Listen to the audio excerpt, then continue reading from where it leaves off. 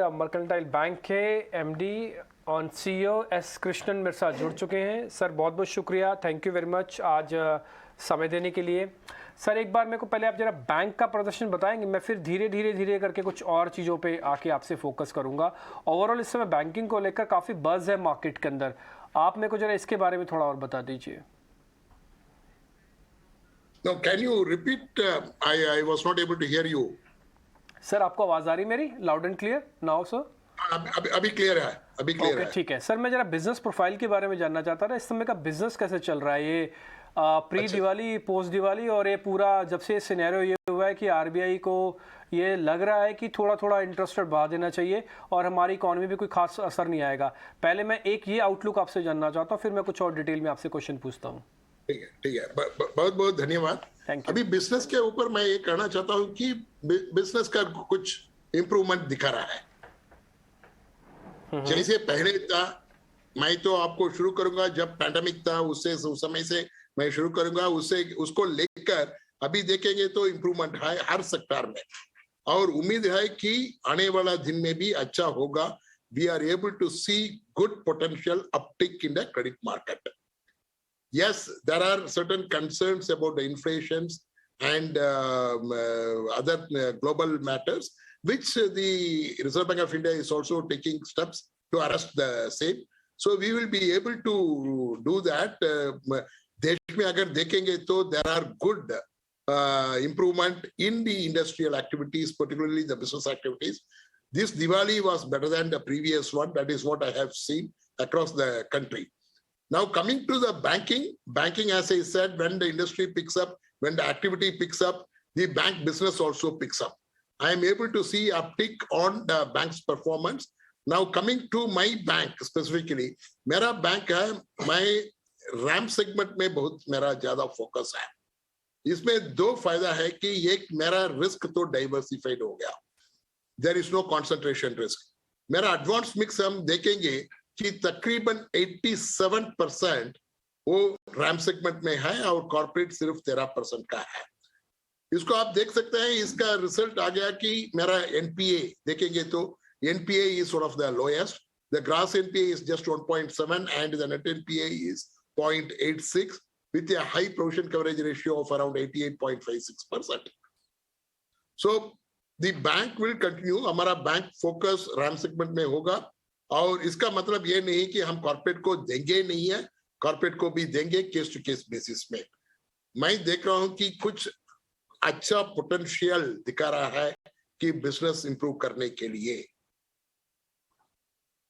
Mister Krishnan, good afternoon. सबसे अच्छी बात बैंक्स एंड फाइनेंशियल्स के लिए इस वक्त ये हो रही है कि सारे के सारे जो डेंस या कह सकते हैं सारे कंसर्न्स जो हैं वो धीरे धीरे अब छटते हुए नजर आ रहे हैं। क्रेडिट ग्रोथ सिनेरियो देख लीजिए, नेट इंटरेस्ट इनकम के सिनेरियोज देखें, और एनपीएस में लगातार कटौती which is making the sector positive all in all. अगर आप ही के कामकाज, आप ही के कारोबार की बात करें, net interest income higher levels पर देखने को मिली है। कौन से फैक्टर्स, कौन से ट्रिगर्स हैं एनआईएस को ड्राइव कर रहे हैं, स्ट्रेंथ कहां से मिल रही है और कितनी सस्टेनेबल आपको ये ग्रोथ दिखती है? बहुत बहुत धन्यवाद।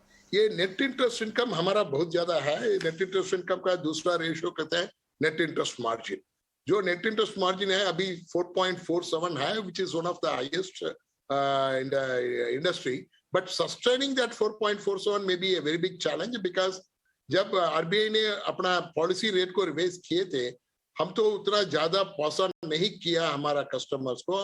मेरा बैंक का अल्को वेरी शॉर्टली वो मीटिंग होगी, उसमें डिसाइड करेंगे कि रेट ऑफ इंटरेस्ट कितना पसंद करना नहीं करना है, लेकिन उसको 4.47 जो ज्यादा बेस है उसको मेंटेन करना मुश्किल है। मैं ये गाइडेंस देता हूं कि मेरा निम होगा 4+ always, so that is the guidance.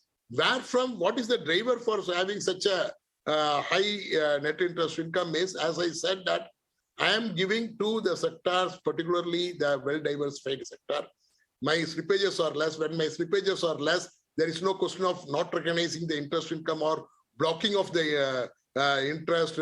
Unproductive assets which I have are very less. That drives me to a greater extent. And during this half year, मेरा CD ratio has increased from around 76% to 80%. That also has helped me to enhance the interest income.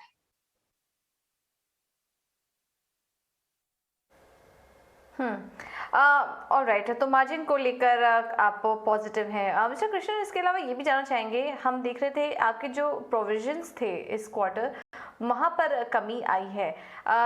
भी मौजूदा स्तर पर provisioning को लेकर आप कितना comfortable है, और क्या वो इसी लेवल पर मेंटेन रहेंगे, आगे गोइंग फॉरवर्ड आपको और प्रोविजनिंग करनी पड़ सकती है? जी, मेरा प्रोविजन देखेंगे इसलिए कम है कि मेरा स्लिपेज कम है। ये नहीं है कि मैं प्रोविजन नहीं किया हूं, लेकिन मैं एक बात बताना चाहता हूं कि आज मेरा प्रोविजन कवरेज रेशियो 88.56 है। इसके अलावा आप अगर देखेंगे मेरा नेट एनपीए नंबर है अराउंड 296 करोड़ है। ठीक है, मैं मेरा कोविड के कारण दिखा के to meet any exigency 300 crore additional provision रखा हूं मैंने। सो प्रोविजन जो चाहिए, जो रेगुलेटरी रिक्वायरमेंट है, उससे बहुत ज्यादा करके रखा है। Going forward, I don't foresee higher provision requirement. Rather, with the containment of the slippages and enhanced recovery, I may be expecting retrieval of the provisions what I have already paid. Sir Krishna, बहुत बहुत शुक्रिया, thank you very much. अच्छा लगा आपसे आज बातचीत करके। आपके मैं तो हर उस पर देख रहा हूँ, पैट पे, प्रोविजंस पे, निम पे, एनआईस पे, सब पे आपने अच्छा ग्रो किया है। अच्छा, एक चीज़ के लिए मैं आपको और बताऊँ, आपकी हिंदी भी बहुत अच्छी है बाय द वे, आप बहुत अच्छे से बोलते हैं हिंदी भी sir. Thank you very much. Thank you. आज मैं हिंदी पहले चैनल को बता रहा हिंदी था में कि मैं ही कोशिश कर नहीं, मैं पहले बता रहा था मैं कोशिश करूंगा हिंदी में बात करेगा, अगर गलती होगा तो माफ करना। अरे नहीं सर, गलती नहीं, कई सारे शब्द तो आपने ऐसे बोले जो हम भी नहीं बोल पाते हैं by the way. Thank you very much sir. अच्छा लगा एक हिंदी चैनल को हिंदी में ही इंटरव्यू देके अपनी सारी भावनाएं और अपने नंबर सारी चीज़ बताने के लिए। तो भाव और भावनाएं मिस्टर एस कृष्णन बताते हुए बैंक्स के बारे में। बहुत बहुत शुक्रिया sir, thank you very much आज समय देने के लिए।